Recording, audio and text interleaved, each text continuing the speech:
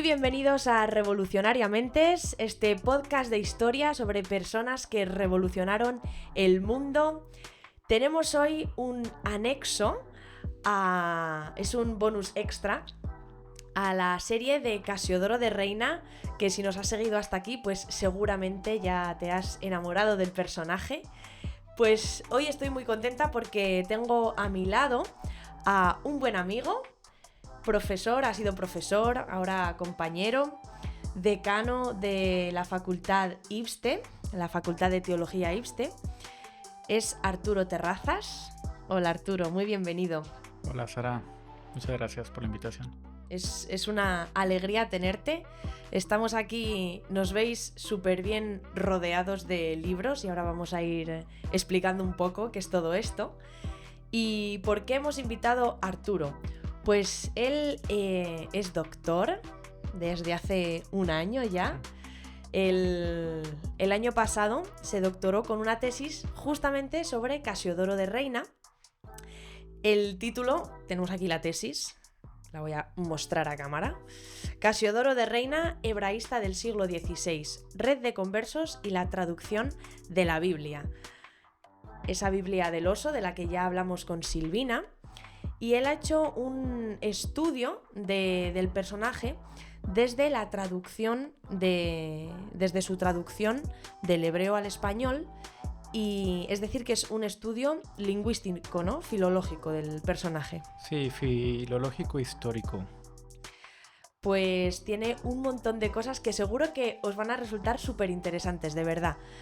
Y una de las cosas por donde queríamos empezar es, bueno, vamos a hablar de la Biblia del oso, que la tenemos aquí, un facsímil. Antes de nada, la palabra facsímil, ¿sabes de dónde viene o al menos qué significa? Bueno, básicamente es la reproducción de un original. Entonces, esta la ha impreso la Sociedad Bíblica de España. Curiosamente, este volumen que tenemos aquí es una edición especial que se publicó en 2017 Por el aniversario, por el ¿no? aniversario de la Reforma. Qué bien. Y está basada, mejor dicho, está impresa en base al original que Casiodoro de Reina donó al Ayuntamiento de Basilea.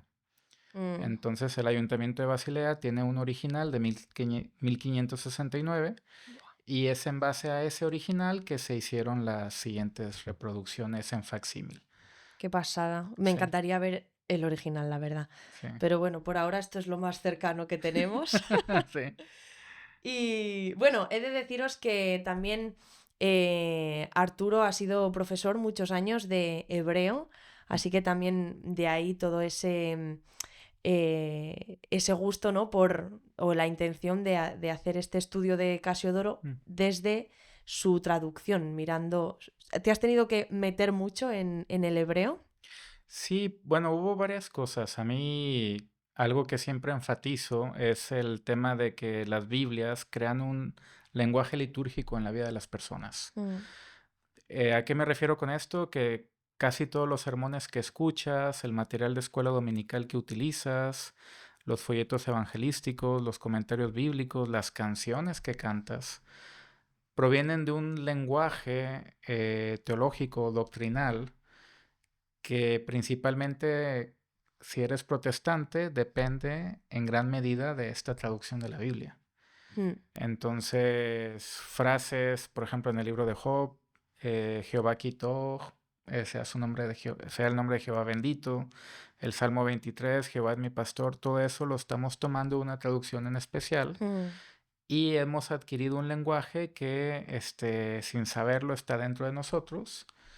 Y a veces cuando escuchamos algo que es diferente, pues nos suena bastante raro. Entonces, creo yo que la cuestión del lenguaje litúrgico ha influido bastante en el desarrollo teológico y depende principalmente de esta traducción de la Biblia. Sí, la verdad que aunque ahora hay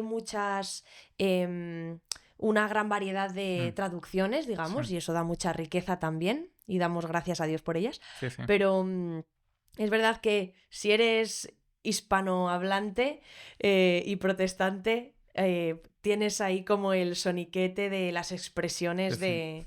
de la versión Reina Valera, Sí, ¿no? sí.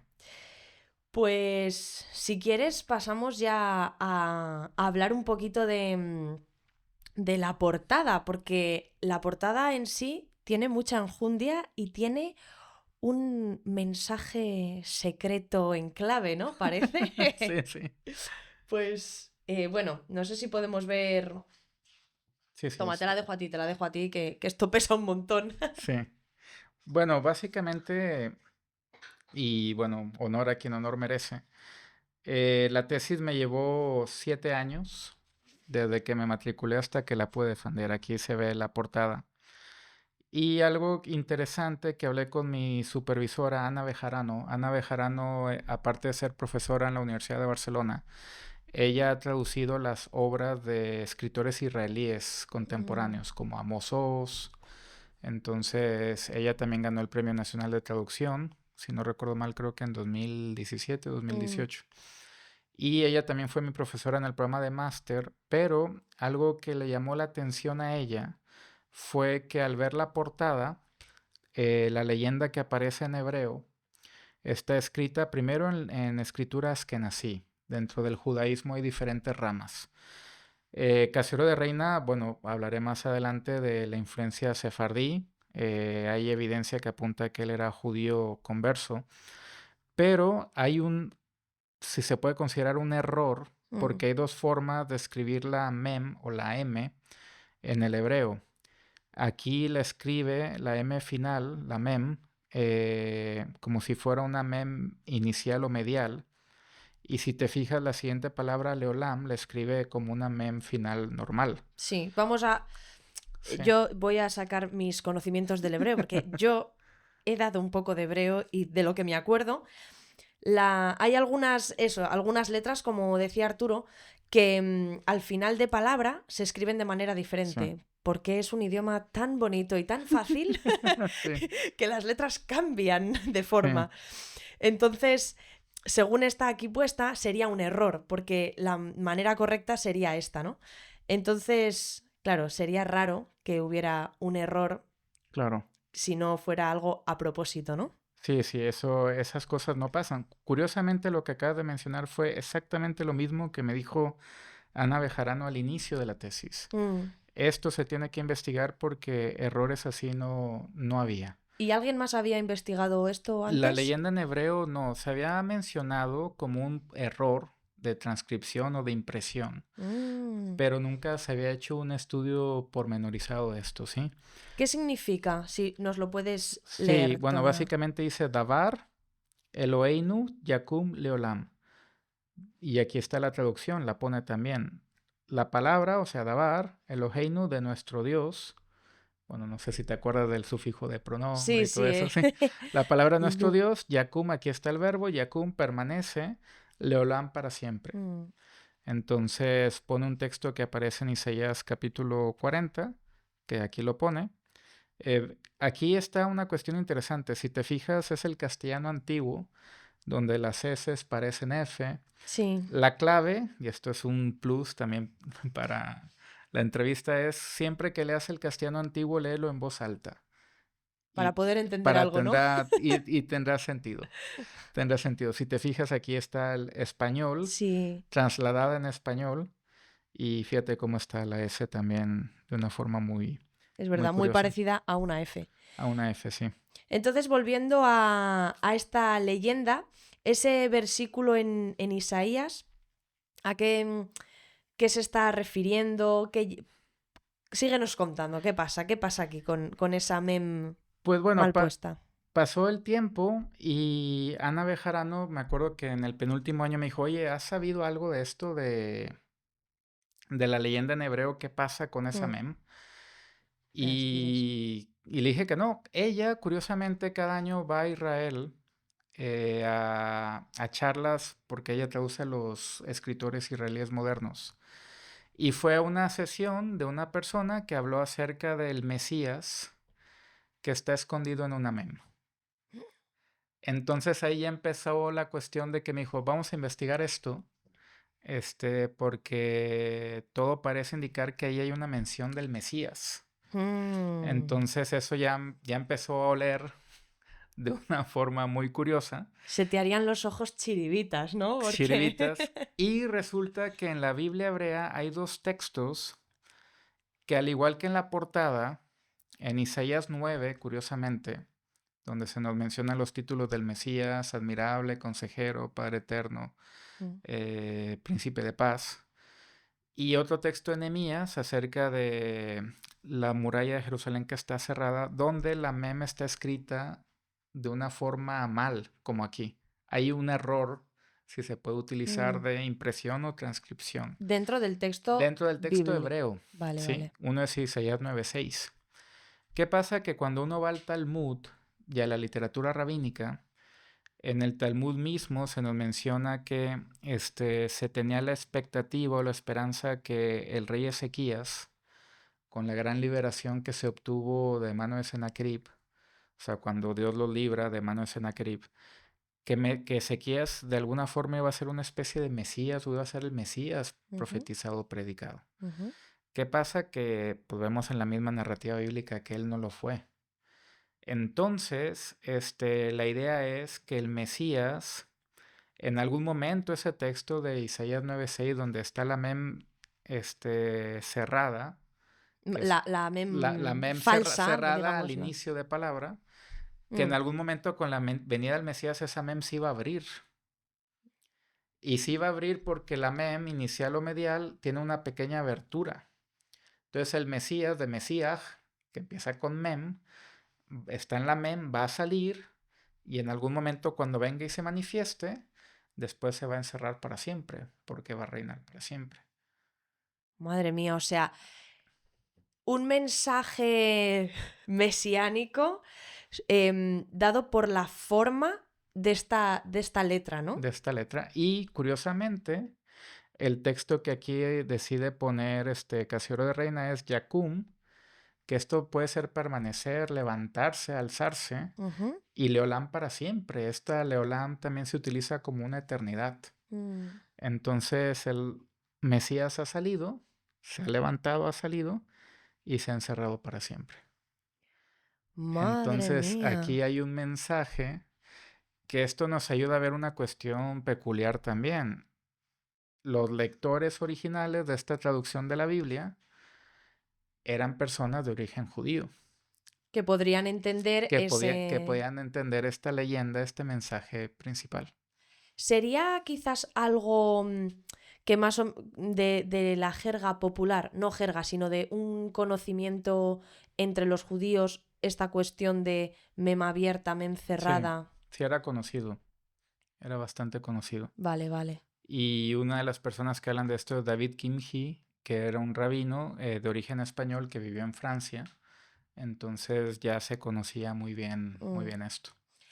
Eh, Luego vamos a seguir con más elementos de la portada, Portada. pero ya que estamos hablando de este trasfondo judío, seguramente de Reina, si quieres mencionarnos algunos argumentos o curiosidades por las que se piensa que Casiodoro era un converso. Sí, bueno, varias cuestiones. Uno, me llamó la atención porque Casiodoro de Reina menciona en su amonestación al lector, que es al inicio de la Biblia. Bueno, antes de la amonestación al lector hay una introducción en latín. Y en la introducción en latín menciona cuestiones de interpretaciones rabínicas con respecto a una visión de Ezequiel, de la nube de gloria de Ezequiel capítulo 1. Y también hay una imagen Una imagen, de eso, sí, ¿verdad? de eso en la introducción en latín. Entonces eso ya me llamó la atención. Dos, leyendo su vida, en 1574, cuando él ya era mayor, quiso hacer una edición del Talmud. Mm. Para hacer una edición del Talmud o hacer una impresión y edición del Talmud, no solamente necesitas conocer hebreo, sino arameo y judaísmo rabínico y hebreo rabínico también. Mm. ¿Puedes explicar qué es el Talmud? El Talmud es una compilación de debates rabínicos y de interpretaciones rabínicas de textos bíblicos y de leyes y costumbres que Ujú. tenían, que tuvo un proceso largo de ¿cómo decirlo? De que se empieza a escribir hasta que se termina, ¿sí? Ya. Hay dos Talmudes, uno de Babilonia y otro de Jerusalén. Y el Talmud de Babilonia es el más conocido, ¿no? Entonces eso lo vemos desde época de Jesús, que cuando dice, se ha dicho, pero yo digo, entonces vemos cómo ya desde la misma época de Jesús ya se empieza a desarrollar estas ideas, Mm, o bueno, el Talmud ya estaba, y es realmente una fuente principal de interpretación bíblica que cada rabino tiene que conocer o judío ortodoxo. claro, claro. Entonces siempre ha estado muy cerca del pueblo Mm, y hay interpretaciones bastante interesantes que nos ayudan y dan mucha luz para textos que pueden ser oscuros del Antiguo mm. Testamento. No sería común que un monje, como era Casiodoro, eh, tuviera acceso, bueno, no sé si acceso, pero conocimiento o Sí. ganas de traducir el Talmud. A lo mejor Sí, es que curiosamente la orden de Casiodoro de Reina, la orden de los de los Jerónimos. Jerónimos, admitía monjes sin necesidad de pedirles Sí, la limpieza de la sangre, ¿no? limpieza de Sí, sangre. eso lo Entonces, ¿qué escuchábamos con pasa? Silvina. Que está documentado y lo menciona en la tesis, que la pueden consultar, por cierto, en PDF online gratis. Qué maravilla. Y está documentado que esa misma orden, justo antes del decreto de expulsión de 1492, había habido 4 casos de monjes que habían sido llevados al proceso de la Inquisición por el motivo de judaizar.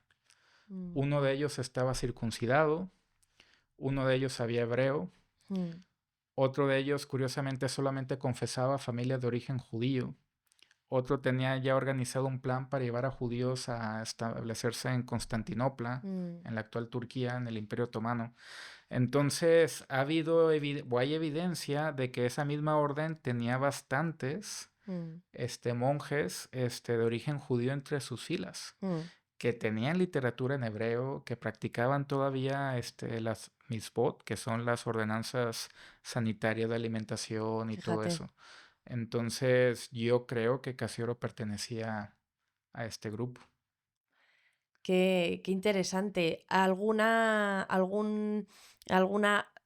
argumento más a favor de eh, mm, de este hecho de que fuera judío que quieras comentar? Sí, bueno, varias cosas. Aparte de la cuestión del Talmud, que él quiso hacer esa impresión que me llamó la atención, Casioro de Reina siempre recibe apoyo financiero, sobre todo, o bueno, principalmente de un hombre llamado Marcos Pérez, Ujú, que resulta que era judío converso. mm, Marcos Pérez pertenece a una familia que de Sevilla deciden asentarse en Amberes. El padre de Marcos, Luis, quiso comprar la libertad de los judíos, ¿sí? Después Marcos pues ya crece en Amberes y Marcos, curiosamente, es el que financia el alzamiento de Guillermo de Orange contra el duque de Alba. Él es el que pone el dinero. Este hombre tenía mucho dinero, Mucho ¿no? dinero porque se habían enriquecido por la venta de seda y por lo que viene siendo los servicios de banca. Mm, Este hombre es el que en parte financia esta Biblia y se cree que es el que está detrás en la financiación del libro Artes de la Inquisición. mira, también. No en la escritura, sino en la En la... financiación.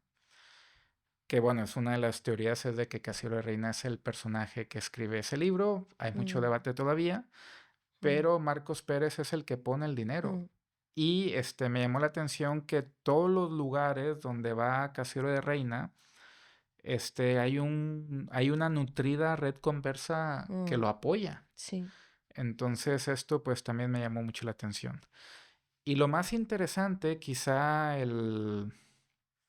la evidencia externa más fuerte, bueno, aparte de que Casiodoro de Reina también se casa con una conversa, la Mm, hija de Abraham León, entonces sigue manteniendo esas tradiciones, pero en 1725 Casiodoro de Reina, antes de morir, funda una iglesia en Frankfurt.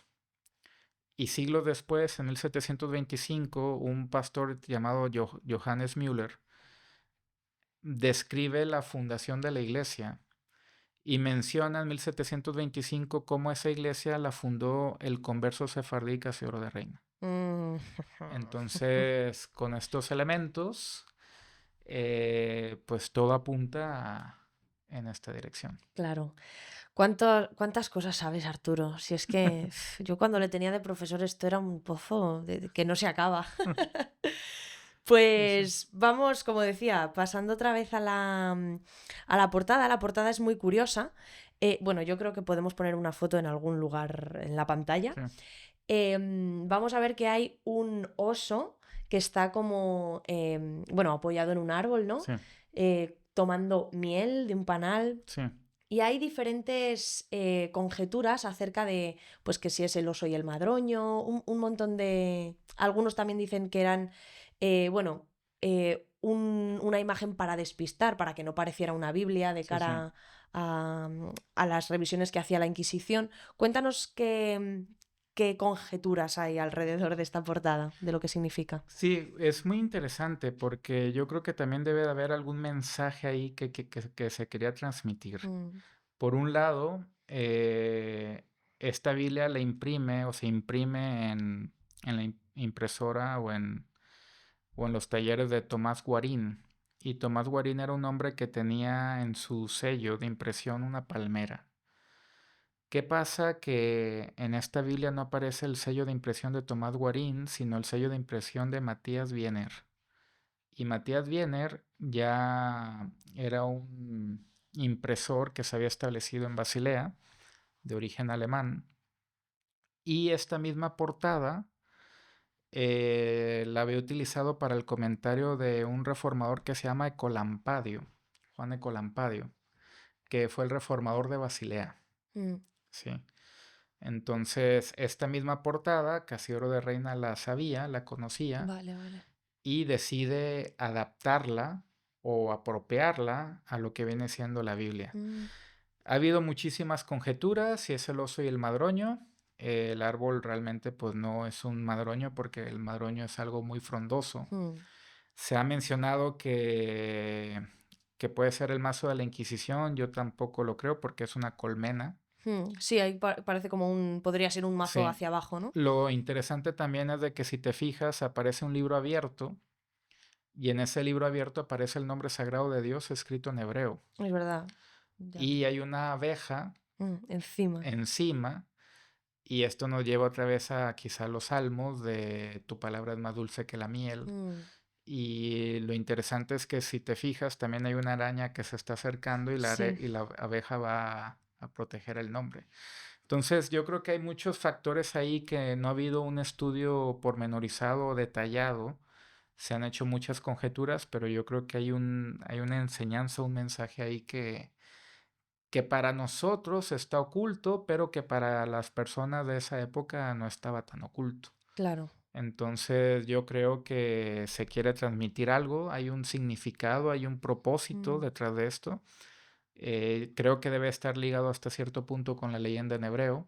mm, Lo que pasa es que pues ya no puede seguir porque uno en algún momento tiene que terminar, ¿no? claro. Me gustaría volver a retomar esto en algún momento y quizá meterme de lleno. Lo que pasa es que, bueno, han salido varios proyectos y no he Mm. podido estar. Sí, sería muy interesante también viendo, pues eso, simbología de la época, que es, yo qué sé, la que significaba el oso, no sé, qué tipo de árbol podría ser. Bueno, yo no tengo ni idea, pero sería un estudio, creo que muy interesante. Sí, Y si quieres podemos hablar un poquito, tenemos ahí del otro lado la, sí, la Biblia del Cántaro, que esta sí, es la que es más finita que esta, y ahora nos sí, explicas sí, por qué, de Cipriano de Valera, sí, sí que la editada ponemos. en, vamos a hacer el cambio, Sí, está de unos años después, de 1602, de Cipriano de Valera, como sí, digo, que también fue un monje de los que se escapó de la pandilla de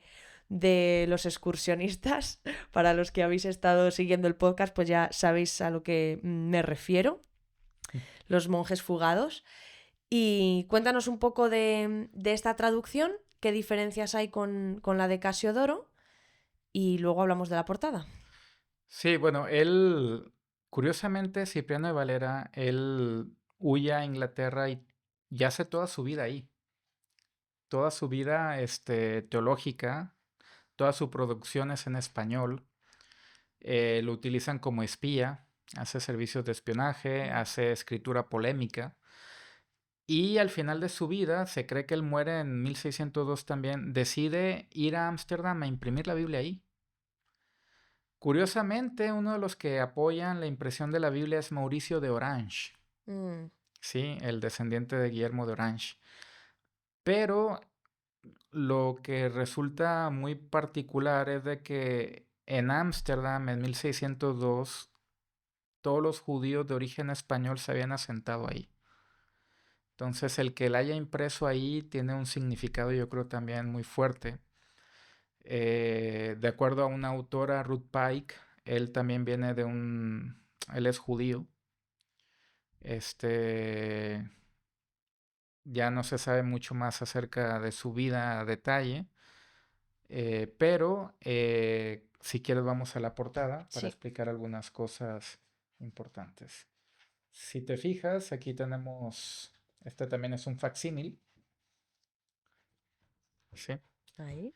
Aquí vemos que es una segunda edición, si se Ahí puede ver se ahí, ve. ¿sí? Del otro lado de la cámara está Lidia. Hoy no está con Sí. nosotros, pero... Hola, Lidia. Entonces se puede ver la segunda edición y al igual que la Biblia del oso aparece un árbol. Chan, chan. Aparece el nombre sagrado de Dios, si se ve arriba de la imagen.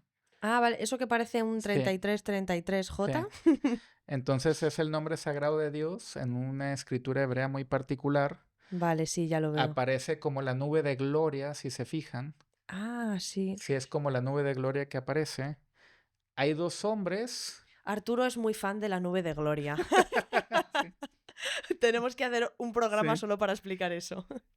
Aparecen dos hombres con el árbol, como que están plantando. Mm.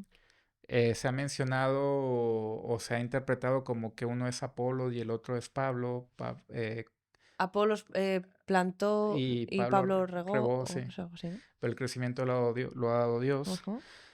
Pero aquí hay una cuestión muy curiosa. Si te fijas, en la parte inferior aparecen frutas, Sí. ¿sí? De acuerdo al Talmud, y aquí otra vez volvemos al Talmud, hay varias interpretaciones acerca del fruto prohibido. Ujú. De acuerdo a varios rabinos, es posible que el fruto prohibido haya sido un higo, porque vemos en Génesis que justo después de pecar se cubren su desnudez Adán y Eva con hojas de higuera. Ujú. Entonces interpretan de que pues el árbol que estaba ahí era una higuera y pues Vale. se tapan y era un higo lo que comieron, ¿sí? Pero otra interpretación también, que hay varias, es de que este fruto pudo haber sido una uva. Mm. Y esto como cristianos puede tener sentido, por ejemplo, cuando Jesús dice yo soy la La vid vid verdadera, ¿no? verdadera, Claro. ¿sí? También en Génesis vemos que la vid siempre conduce a una especie de borrachera, lo que pasa con Noé, Mm. lo que pasa después con Lot y sus hijas.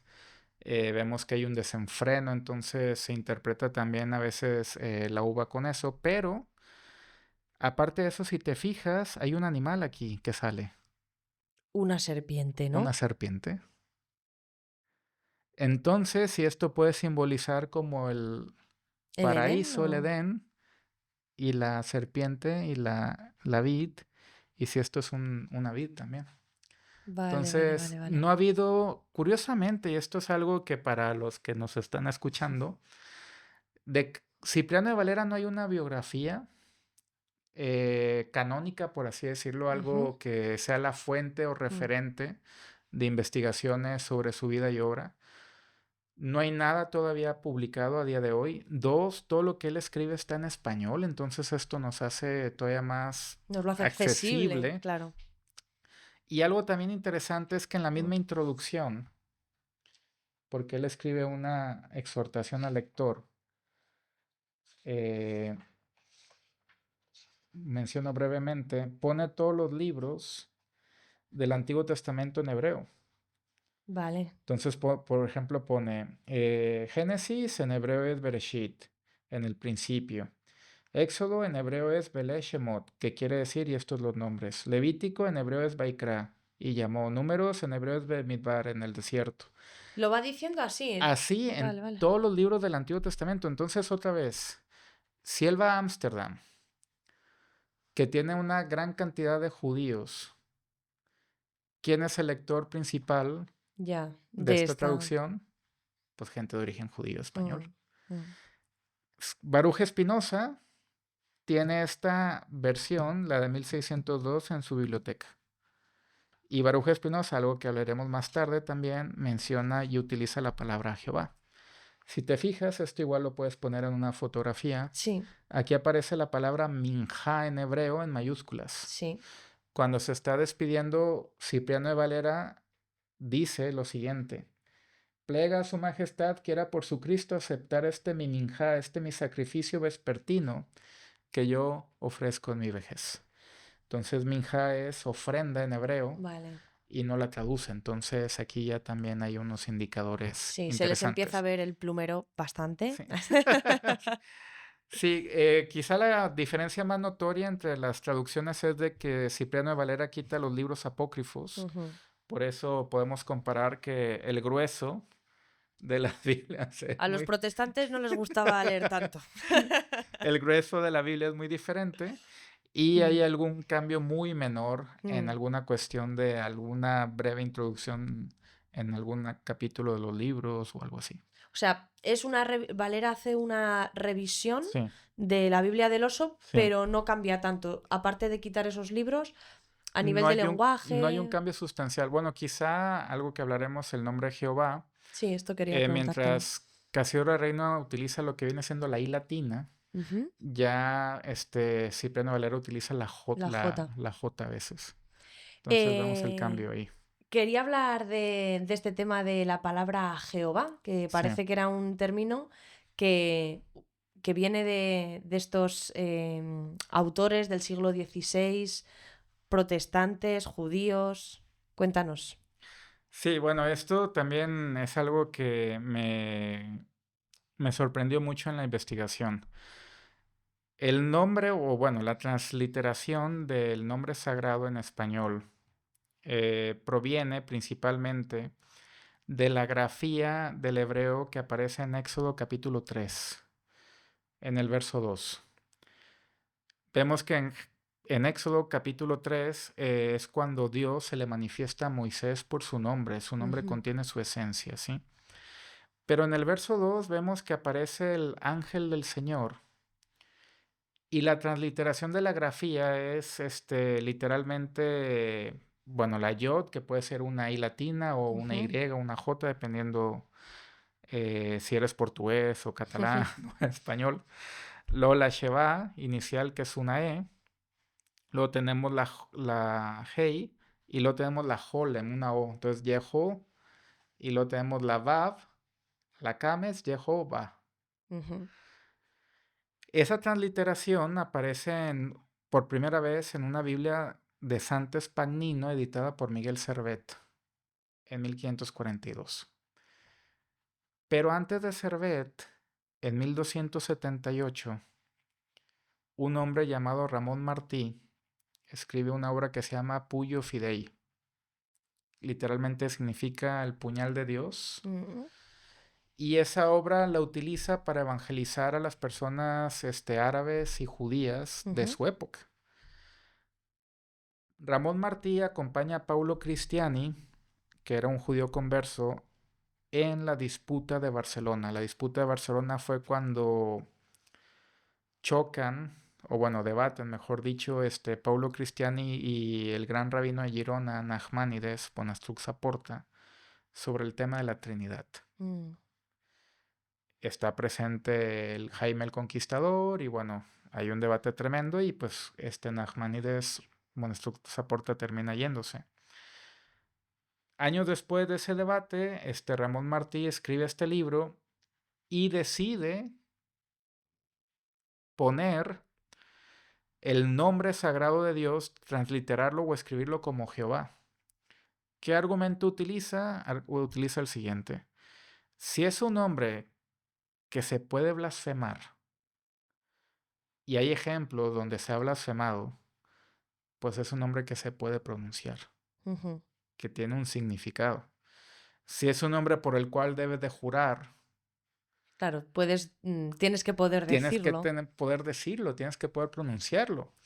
Entonces vemos que esa transliteración surge en España y ¿qué pasa? Que curiosamente cuando empieza la Reforma Protestante, Martín Lutero tiene de profesor a un hombre que se llama Mateo Adriani, que es un judío converso de origen español. Entonces cuando hacen la traducción de la Biblia en alemán, ¿cuál es el problema? Pues ¿cómo traducimos esto? ¿Y qué le dicen? Pues pon Jehová. Después Tyndale, que traduce el Antiguo Testamento, bueno, el Pentateuco en Amberes. Amberes es donde están todos los judíos de origen español, que después van a Holanda. Vale. Y cuando se enfrenta con esta dificultad, le dicen, pues pon Jehová. Jehová. Entonces es una transliteración que proviene de España y Casero de Reina es el primero que decide que en toda la traducción, siempre que aparezca el nombre sagrado, aparecerá eso. Ujú. Y Cipriano de Valera lo explica de una forma muy magistral en la exhortación de por qué se ha decidido mantener ese nombre. Vale. Y utiliza básicamente los mismos argumentos que Ramón Martí siglos antes. Qué interesante.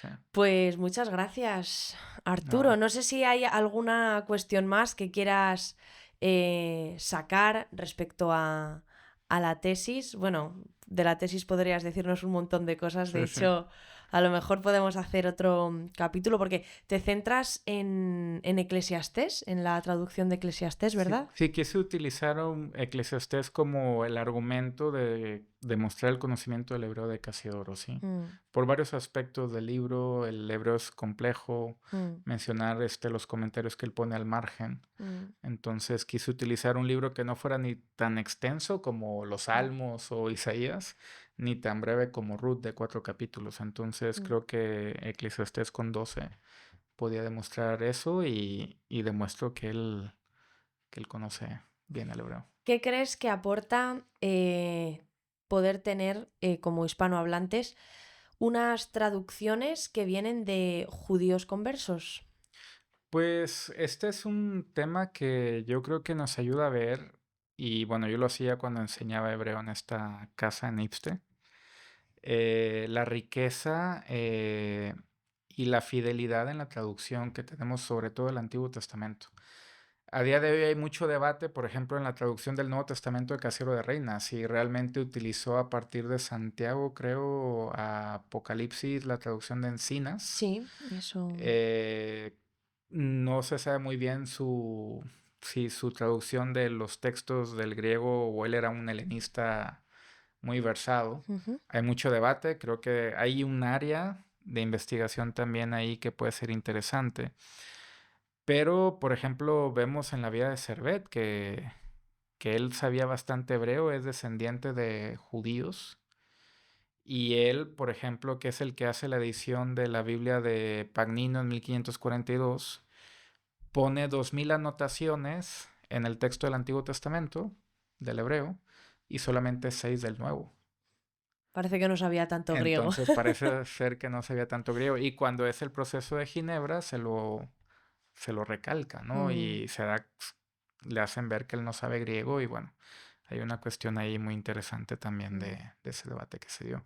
Pero yo creo que hay una riqueza ahí, sí, que le debemos a los sefardíes, ¿no? pues la verdad que sí. Nuevamente, menos mal que no todos los que fueron expulsados se fueron, sino que hemos podido seguir nutriéndonos de esa riqueza. Pues yo creo que más o menos estamos bien de tiempo, como no tengo reloj ni nada. Arturo, muchísimas gracias por acompañarnos, por contarnos tantas cosas. Arturo es un enamorado de tener un montón de libros, estatuas y cosas en su... Incluso, no sé si apreciáis su corbata, Pero tiene leones asirios. ¿Qué es eso? El lamazu, el toro asirio. Eso, toros asirios. Un lamazu, ¿verdad?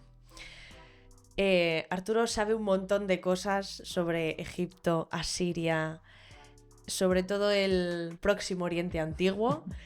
Y es un enamorado de tener...